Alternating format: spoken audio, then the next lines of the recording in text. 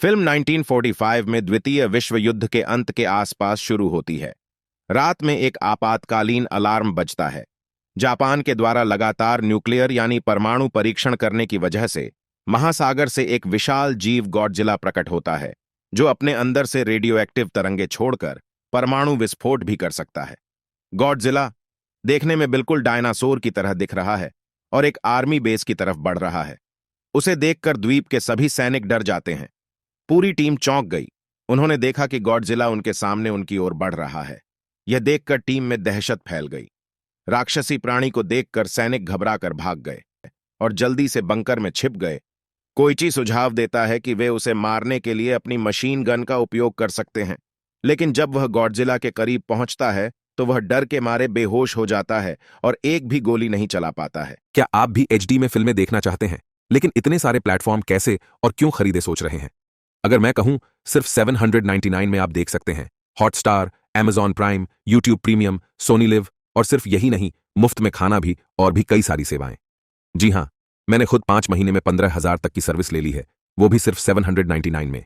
नीचे दिए गए लिंक से ही आपको डिस्काउंट मिलेगा, वरना प्राइस 959 है। जल्दी ही यह पैसा वसूल डील का फायदा उठाए। यह ऑफर केवल सीमित समय के लिए है। इसमें से अन्य सैनिकों ने गॉडजिला पर अपनी छोटी बंदूकों से गोलीबारी शुरू कर दी, जिससे जानवर क्रोधित हो गया। गॉडजिला गुस्से में आगे बढ़ता है और उन्हें चींटियों की तरह कुचलता है। अचानक गॉडजिला को पास आते देख कोई विमान से उतर जाता है।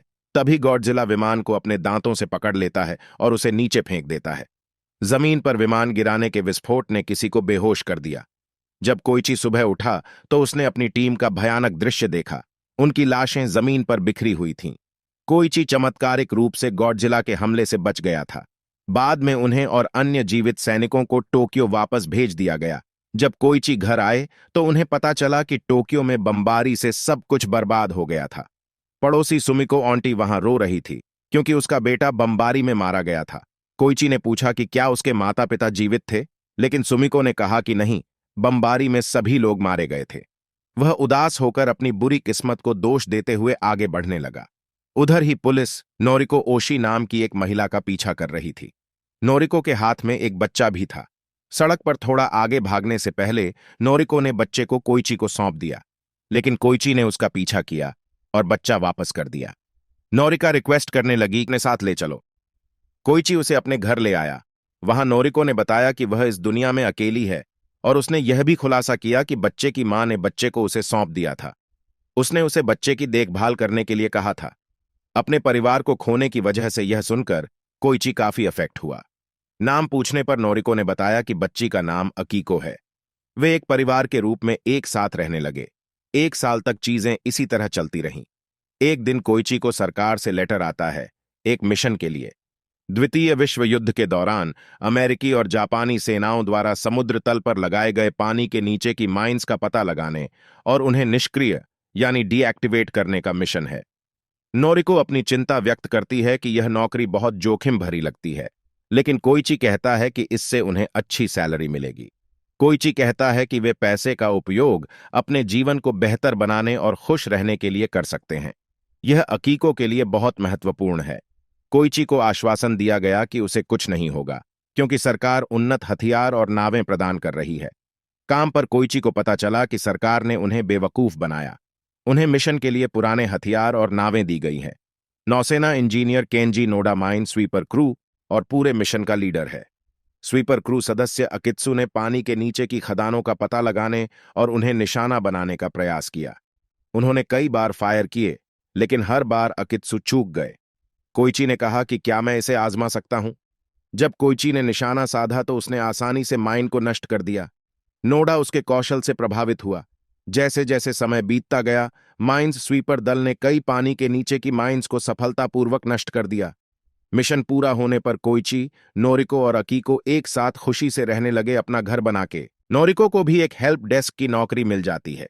इसके बाद हमें बताया जाता है, महासागर में अमेरिका के परमाणु परीक्षणों से गॉडजिला और ज्यादा शक्तिशाली हो गया है। गॉडजिला ने जापानी समुद्री जहाजों को डुबाना चालू कर दिया है।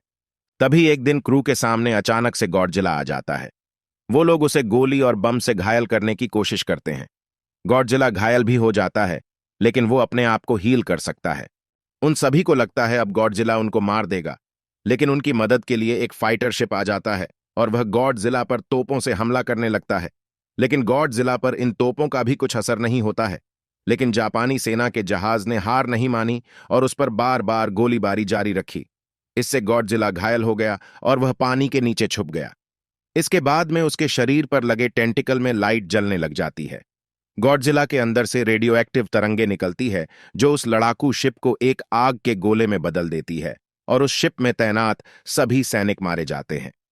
सेना के जहाज को नष्ट करने के बाद गॉडजिला जोर से दहाड़ा और फिर वापस लौट गया। इतना खतरनाक मंजर देखकर कोइची और उसके साथी वहां से भागकर अपनी जान बचाते हैं। घर आकर कोइची नोरिको को ओडो द्वीप की सारी सच्चाई बताता है कि किस तरह उसने गॉडजिला को नहीं मारा था, जिस वजह से ये सारे साथी मारे गए थे। उसके पास मशीन गन से गॉडजिला को मारने का मौका था, लेकिन वह डर गया और हमला नहीं कर सका। कोइची बुरी तरह से रोने लगता है। नोरिको कहती है, तुम्हें उस हादसे को भूलकर दोबारा से एक नई शुरुआत करनी चाहिए। दूसरी तरफ जापानी सेना दोबारा से गॉडजिला को मारने का प्रयास करती है क्योंकि वह शहर की तरफ बढ़ रहा होता है, लेकिन वह उसे रोकने में असफल हो जाते हैं। जापानी सेना को टोक्यो शहर के सभी लोगों को गॉडजिला के बारे में बताना पड़ता है। गॉडजिला आतंक मचाता हुआ शहर में घुस जाता है और अपने आगे आने वाली सभी इमारतों और घरों को मसल देता है। उसे देखकर पूरे शहर में अफरा तफरी मच जाती है। सभी लोग अपनी जान बचाने के लिए इधर उधर भागने लगते हैं। गॉडजिला अपने मुंह में एक ट्रेन को उठा लेता है और दुर्भाग्य से उस ट्रेन में नोरिको भी बैठी होती है। नोरिको जल्दी से उस ट्रेन में से निकलकर नीचे पानी में कूदकर अपनी जान बचा लेती है।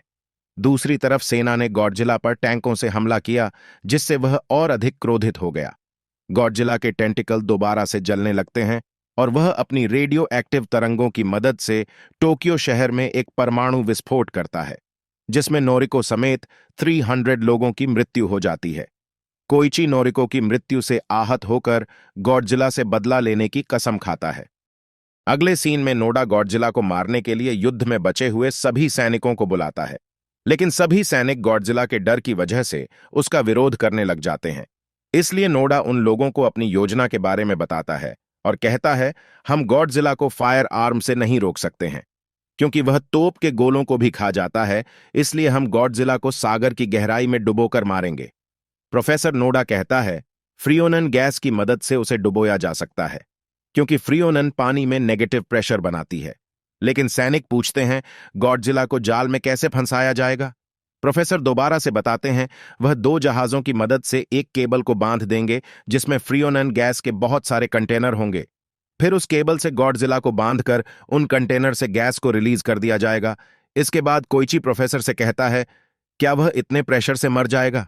जिसके जवाब में प्रोफेसर कहता है, मैं इस बात की गारंटी नहीं ले सकता, लेकिन प्रोफेसर अपने प्लान बी के बारे में भी बताता है। प्रोफेसर सभी सैनिकों को मनाने में सफल हो जाते हैं और वह गॉडजिला को मारने के लिए निकल जाते हैं। लेकिन गॉडजिला उल्टा शहर की तरफ आने लगता है, इसलिए उसका ध्यान भटकाने के लिए कोइची अपने फाइटर प्लेन को लेकर आता है और उसे समुंदर की तरफ ले जाने लगता है, जिससे गॉडजिला को गुस्सा आ जाता है और वह दोबारा से परमाणु विस्फोट करके एक जहाज को नष्ट कर देता है।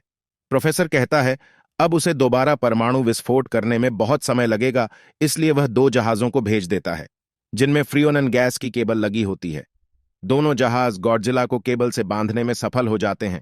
क्योंकि कोइची फाइटर प्लेन से उसका ध्यान अपनी तरफ आकर्षित कर रहा होता है, प्रोफेसर जल्दी से फ्रियोनन गैस को निकाल देता है, जिससे गॉडजिला नीचे पानी की गहराई में चला जाता है। लेकिन नीचे जाने पर भी उसे कुछ नहीं होता है और वह उस समुंदर के प्रेशर को झेल लेता है। इसलिए प्रोफेसर उसे बैलून की मदद से दोबारा ऊपर लाने की कोशिश करता है, लेकिन गॉडजिला उस बैलून को बीच में ही फाड़ देता है।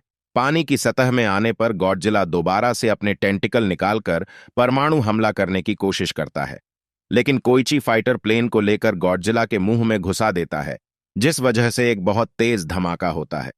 गॉडजिला का पूरा मुंह नष्ट हो जाता है। सभी लोग कोइची की मौत से बहुत दुखी हो जाते हैं, लेकिन तभी प्रोफेसर कोइची को पैराशूट की मदद से आते हुए देखता है। दूसरी तरफ गॉडजिला अपने ही परमाणु हमले में मारा जाता है और उसका पूरा शरीर एक तरबूज की तरह फट जाता है। घर लौटने पर सुमिको कोइची को टेलीग्राम देती है और उसे पता लगता है नोरिको उस दिन हमले में बच गई होती है। वह सीधा अस्पताल में उससे मिलने चला जाता है और लिपट कर रोने लगता है। मूवी की एंडिंग में हम देखते हैं गॉडजिला का शरीर दोबारा से हील होने लगा है और उसका शरीर दोबारा से जुड़ने लग जाता है। टाइम्स प्राइम की पैसा वसूल डील की डिस्काउंट लिंक नीचे डिस्क्रिप्शन में मिल जाएगी। मजे करिए।